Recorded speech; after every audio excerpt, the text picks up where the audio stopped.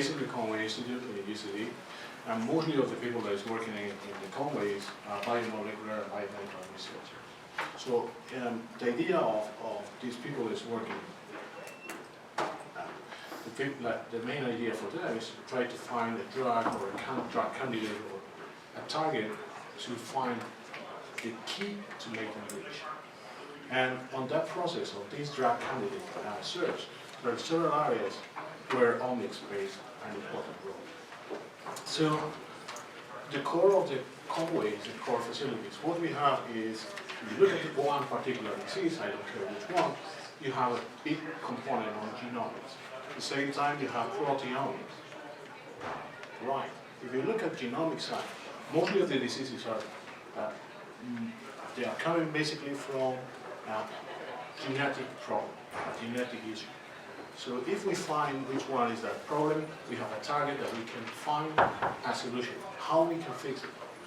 Nowadays we have several different technologies like high-end next-gen sequencing, and as you can see on this graph, the amount of information that we get from the genes is growing exponentially. This growth is also coming based on the technology development, but also the cost of this technology is dropping down dramatically in the last few years. You can see how expensive it was to get access to the genome analysis a few years ago, and how cheap it is now to get just a sequence. It's really, really cheap. But what about the full genome analysis? Full genome analysis is dropping as fast as just one sequence. So for less than 1,000 euros now, you can know exactly what you have in your genes. So it's not just about the genes. You could have the gene that will develop one particular disease, but at the end, this one doesn't go up, and you will die for something else. So let me see about the proteins. Are these proteins expressed? Are these genes generating the protein that will cause that disease? So we will have a really important role in proteomics. What are the proteins involved in that one? And how we can stop those proteins to be produced? So apart from that proteins, we could have the genes, we could have the proteins, but what's the action of those proteins? What's the action of those genes into your cells? How your cells are interacting if you have those proteins? So we have the imaging side as well. So imaging, we all know the microscope, fantastic pictures. But it's not just the picture, it's the information behind those pictures. And what is the color? What's the meaning of that color? Okay? So each one of these things have a representation. So we could have anything. In this case, we have these plants growing. But it's not just that they are growing. They grow for a reason. There are some molecules working on there. Do we have this protein? Why this one is growing much faster than the others? Where is my protein located? That's important. It's important that this protein is inside or outside the cytoplasm. What happens if we don't have that protein? If we don't have that protein, it doesn't matter for the benefit of the full organ, or we have a problem there. Is this affecting other cells? There's a connection between cells. And what about the organ?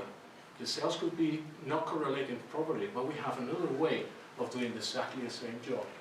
Which ones are the other mechanisms of production of the proteins? And finally, are these cells able to produce this protein? And which ones are the cells? Because not all the cells behave exactly in the same way. Not all the cells produce everything. So you might have just one particular cell. That is the cell that is producing a cancer. It's just one cell in a million. If you try to identify that cell in a million with microscopy, how many cells do you have to count?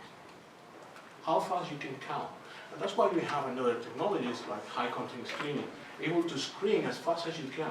It's still imaging. And you can see that there are some cells that they have a high response, but in other cases, there is no response at all.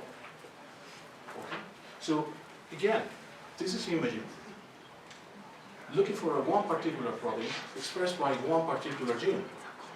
But we can go even further. We can ask about flow cytometry. Most of you may or may not be aware of what's flow cytometry. I will try to introduce it because that's my field. So basically, what we have is here several events that you don't know what they have. But yes, you might know. We can label them, we can color them, and then we can go to a flow cytometer, which is basically an instrument able to get each one of your cells and run them through a source of light and get information about what's their content. We will do it extremely fast. You can go around 40,000 cells per second. So with that capability, you can identify easily one cell in a million in less than 1 minute. Not just that you can identify them, you can quantify the other cells, how many we have from each one of them. But also, once you identify them, you can select them and put them in a tube and do something else, as you well know. So, if you are trying to kill cells, is your drug effective or not? So you have markers that will tell you if your cells have been killed or not. But if you see, we have different ways of killing cells. There are different ways that the cells can die, and we have markers for different things.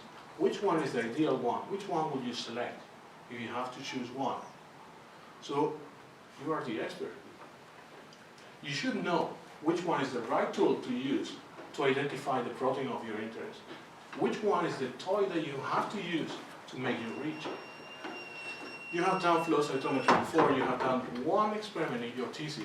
So for your boss, you are the expert of flow cytometry. You produce your data, your graphs, and everything is fine. Now, could you interpret this data? Looks like quite complex. But the problem is not that it looks like quite complex. Remember, you are the expert. And suddenly you make a mistake, and you realize that everything that you have done is wrong. If it's in a lab, that's okay, you can reproduce it. But if you're working in a company, we are talking about millions of euros that goes to the bin. And that's a big, big problem, and you will be fired. So what we will do is look at the publications of flow cytometry. You can read papers, but if you see, again, if you're the expert and you don't know how to publish, the problem is that you have a big impact in your research. But it's even worse if you're the clinical director and you have to say that this person is sick or healthy because you will treat them or you will not treat them. And this is where the problem is. Now, remember we have genomics, and in 2007 we still have money in Ireland. So we were able to get access to one instrument at this point. But you want to go into this direction. You want to go faster because you have competitors, but you don't have that machine. And you're still spending a lot of money trying to do this, when with this, with less money and less time, you will be far more effective. So it's about money. Yeah, you can write a grant and you can buy the machine. Now, which one will you buy? Which one is the best machine that you can use for target your particular analysis? Oh, it's this one because I saw them the other day and it's super cool. Okay, it's fantastic, you can do a tune focusing, but which one are the specifications that you really need? Do you need the 4 lasers or with one is okay? How many colors? And again, you will buy the biggest one because you have the money. But the more money that you put in, more complex the machine is. Are you sure? Because you are the expert. You will spend all this money. Are you sure this is the one that you really need? Okay, that's the right one. Can you run it? Do you know how to use it? So it's not just flow cytometry, as I was mentioning. We have fluorescent microscopy, we have electron microscopy, we have mass spectrometry, we have optical microscopy, a period with scan, high contact screening, image screening, cell sorting, laser capture, microdissection, high contact analysis, atomic form microscopy, multiplexing, mass cytometry, mass imaging, flow RNA, quanti-flow RNA, single cell genomics, single cell sorting. Do you have money to buy all those instruments? And do you have the expertise to run these ones? Because this is really complex. Do you need to have all these people around you to support that research? Do you have access to all of them? Do you have all these PhDs or masters able to run each one of these technologies and make sure that they give you the right answer? So that's why the core technology is there. They found out a few years ago that we are needed to find out this information. Because what we will do with you is basically we will discuss your project. We will select exactly which ones are the right instruments to use. Not one, the right one to give you the answer. We will guide you through the sample preparation and optimization of your protocols. We'll analyze your samples with you side by side. And finally, we'll produce your data. But it's not just the data, it's the interpretation of the data what is important. And we'll come back to your project discussion. We might need to go to a different technology, or we can reuse more sources from the same technology. But also, we could provide as well education previous speaker had mentioned about education. Education is key in this kind of technologies. So we do training courses in-house, but we can also go outside and go and talk to you. And in this case, even we went to Netherlands to provide a training course to buy an oven. They called us and we went there because they need it. They have the instrument, they have a need, and we are able to go, and we will go because we are happy to go. So there are different platforms in our core technology. As you can see, mostly of our users are from UCD, but we also work with academia, not UCD, academia, hospitals, etc., but also with private companies, and we are happy to work with them, of course. So we have our main target, biomedical research, but we also work with marine biology, microbiology, veterinary, cancer, botany, with everything. Everything that you can imagine, we work with. Some of these areas, they have something in common, like DNA, GFP, physiology, etc., etc. And as I mentioned before, we work with all of them. The beauty of this is that we know what is doing, everyone. We work with several groups, and we can start to create a network of collaboration. And this is probably why we are here today. We want to network, we want to see what the others are doing, and what we can do together. So the core facilities are key for this one, because we know what the others are doing. As we used to say, we know how, but we know who. And that's something that you don't pay. And also, this is extremely important, as we used to say in Spanish, we don't try to kill flies with canyons. We try to find which one is the right tool to analyze what you need.